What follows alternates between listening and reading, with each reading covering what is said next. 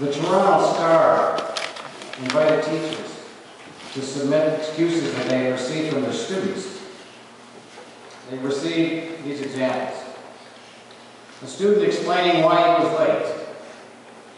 I was kidnapped by aliens and interrogated for 3 hours. Another student telling why he failed to turn in his essay. The bus driver read it, and he liked it so much that he kept it to show his passengers. Another, I got mugged on the way to school.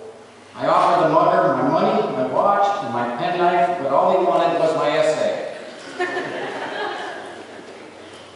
Mike was a 14-year-old who came up with a watertight excuse for arriving at school an hour late, with his pants soaked to his knees. I was just about to board the bus when I found I lost my ticket. And since it would take too long to walk to school, I hopped a fence on the golf course. I headed for a creek that crisscrossed several fairways until I found a likely spot for lost balls. Retrieving 3 balls from the watery grave, I then made for the clubhouse where I sold the balls for bus fare. And that's why I'm late. Mike's entry actually won. A wealthy father planned an extravagant rehearsal dinner for his son's impending marriage. No expense was spared. The elegant dining room at the town's most elite hotel was engaged. Fresh lobster was flown in. Thick, juicy steaks were purchased. The finest linens were laid out by China and silver. An orchestra was hired and the ballet service was arranged. Then invitations were sent out to the elite of the community. They were invited to a rehearsal dinner RSVP. And to the surprise and dismay of the father, excuses came pouring in. Some of them were ludicrous. One man, a real estate speculator, had bought some property and needed to inspect it, at night nonetheless. Another couldn't leave his store. Others told of similar conflicts, excuses. Not a single invitation was accepted. The father was angry. Those so-and-sos will never get another invitation from me. And he sent some of his employees down to one of the worst sections of town. And he said to them, I'm going to have a banquet for my son. So take whoever will come. Rich people, poor people, respectable people, winos, I don't care. I want that dining hall filled for the banquet. And so his employees did just as they were bid. And that night a festive occasion was had by all those who came to the rehearsal dinner. And obviously we recognize that story as an abbreviated and updated version of Jesus' parable that we just read from the 22nd chapter of Matthew. There was a modern-day equivalent, actually, to that story in the newspapers a few years ago. Kathleen Gooley was all set for her wedding, and she gave the caterer a $4,000 non-refundable deposit for the reception, and then suddenly found herself without a groom.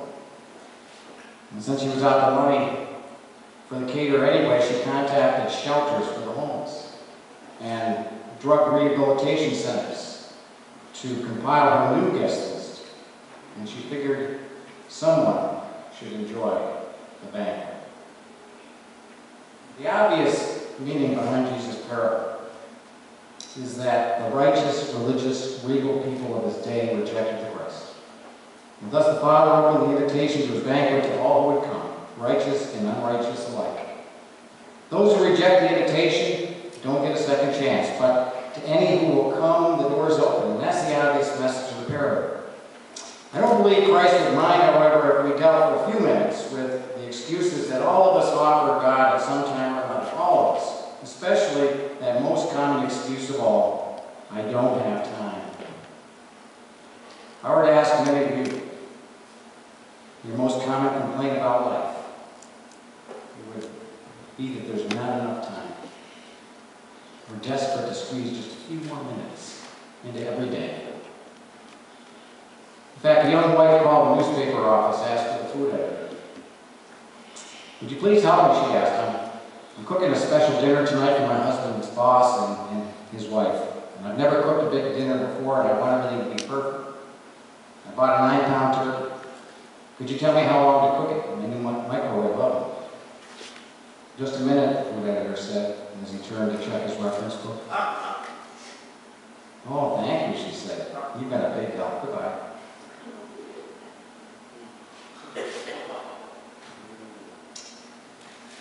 There's simply not enough time. Particularly, that's true for today's wives and mothers. A study by Bryn Mawr College 70 years ago stated that women then devoted more than 80 hours a week to cleaning the house, cooking meals, and taking care of the children. And so I asked you, did things get better? You know the answer to that. Another study, 25 years later, reported that full-time housewives spent more hours doing laundry than in the 1970s than they did in the 1920s. Despite all the new washing machines, the dryers, the detergents, and bleaches, the main change was that the family had acquired more clothing and now had even higher expectations for cleanliness and grooming. And today, few women can even afford dreaming of devoting full-time duty to family. Thus, the extraordinary demands of running a home, added to running an office, or a classroom, or a business. Who has time for God's banquet? Many men have the same problem. The University of Michigan study found that 1/3 of all physicians in the United States are so busy working that they're 2 years behind in breakthroughs in their own field. As the Queen of Hearts said in Alice in Wonderland, it takes all the running you can do to keep in the same place. And if you want to get out somewhere else, you got to run at least twice as fast as that. Some of us are caught up in a hectic lifestyle and we're paying too dear a price physically, emotionally, and spiritually. We can sympathize with Horace Whittle, who was a dock worker in Gillingham, England. For 47 years, he hated his alarm clock. For 47 years, that thing jangled him awake. And on the day of his retirement, he got his revenge. He took his alarm clock to work, and he flattened it with an 80-ton hydraulic press. He claims it was a lovely feeling. I bet it was. Experts on the management of time say that there's only one way to deal with such pressures, and that's to establish some priorities. Otherwise, the important thing in life are crowded out by the urgent things.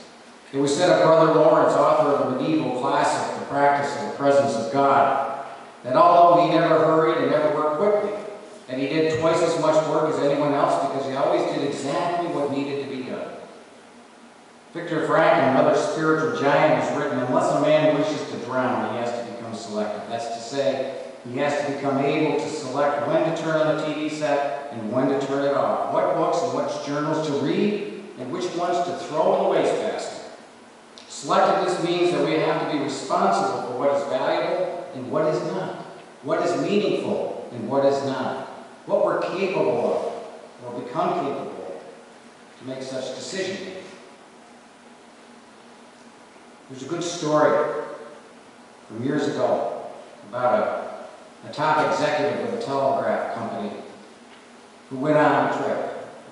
And it was extremely cold outside when he arrived at the bus station, so he went into one of his local telegraph stations hoping to get warmed up. And when he got inside, however, it was cold.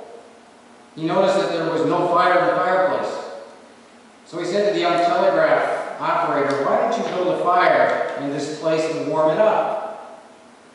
And the young man said, "Listen, mister, I'm too busy sending telegrams to build fires." The man then told this boy that he was the vice president of the company and that he wanted him to send a telegram to the office, the home office at once. And the message was this: fire this man immediately. A moment later, the young telegraph operator brought a load of wood into the office and he began to build a fire. The executive asked, "Young man, have you sent that telegram yet?"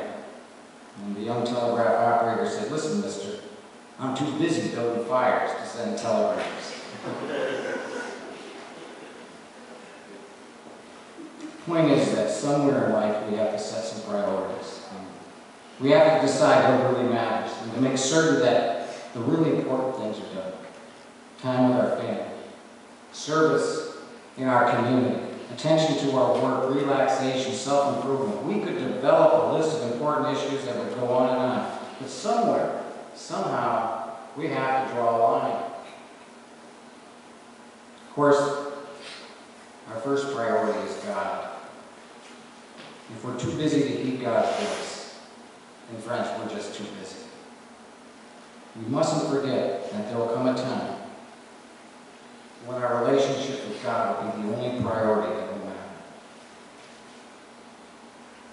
In the famous French story, The Little Prince, the dearest friend the main character makes on this fictitious planet to which he has been banished is a fox. And when the fox must leave the little prince forever, he offers to tell him the most wonderful secret in the world, if the prince meets certain conditions. And when the little prince has met all the conditions, he asks to be told the greatest secret. And the fox replies, only that which is invisible is essential. Think about that for a moment. It's true. Only that which is invisible is essential. In A Journey with the Saints, Thomas S. Kepler has written, the secret of the revolution in the lives of the saints lies in the fact that their lives are centered in God. They never seem hurried. They have a large leisure. They trouble little about their influence. They refer the smallest things to God. They live in God. That's the great secret of successful living. The realization that when one reserves time to come to God's banquet, that all the rest of life will fall in place. A mental hospital developed an unusual test to determine when their patients were ready to go back into the world. They bring the patient being considered for release into a room with a sink. And when the patient entered the room, the faucet over the sink was already on. The sink was overflowing, and water was pouring onto the floor. The patient was handed a mop and asked to clean up the mess. If the patient had enough sense to turn the faucet off before starting to mop up the water, the doctors concluded that they were ready to go back into society. But if they started mopping while the water was still running, more treatment was needed. You and I need to stop mopping long enough to look up and see if the faucet is still running. We need to go to the root of our restless and confused lives. You've crowded out God, and without God, life is simply a whirlwind of meaningless activities. We need to center our lives in God and God's purpose. And then we discover that life's truly a feast. God offers an invitation to the banquet table. Will we take time to accept?